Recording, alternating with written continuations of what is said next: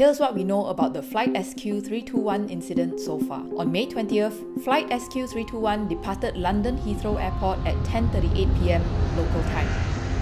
There were 211 passengers and 18 crew on board, and the 16-year-old Boeing 777 was scheduled to land in Singapore after a 13-hour flight. For the first 10 hours, everything was fine. Then, the plane started tilting upwards and shaking. I started bracing for what was happening, a 28-year-old Malaysian passenger told Reuters. He had his seatbelt on, but many others did not. Just a few seconds later, SQ321 suddenly dropped in the sky.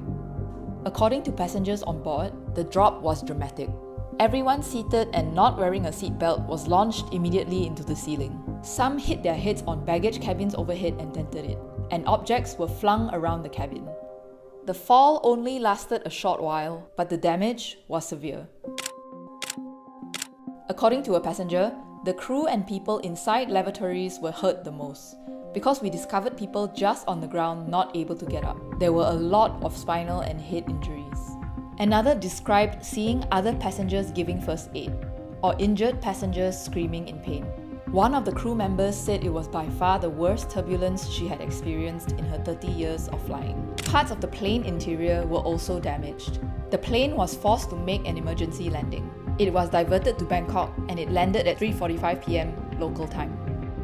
The injured were rushed to the hospital. 53 passengers and 1 crew member were hurt, with 7 of them in critical condition after suffering head injuries. A 73-year-old British man has died and likely suffered a heart attack, Thai authorities say.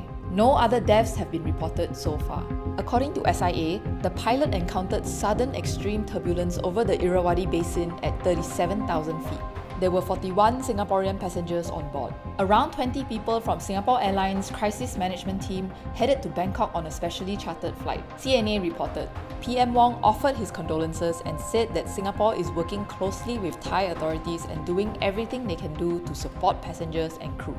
President Tharman and Minister for Transport Chee Hong Tat have also offered their condolences. US aircraft manufacturer Boeing said that it is in contact with SIA regarding Flight SQ321. The Transport Safety Investigation Bureau of Singapore's Ministry of Transport said it is investigating the SQ321 incident. TSIB added that it is in touch with its Thai counterparts and will be deploying investigators to Bangkok.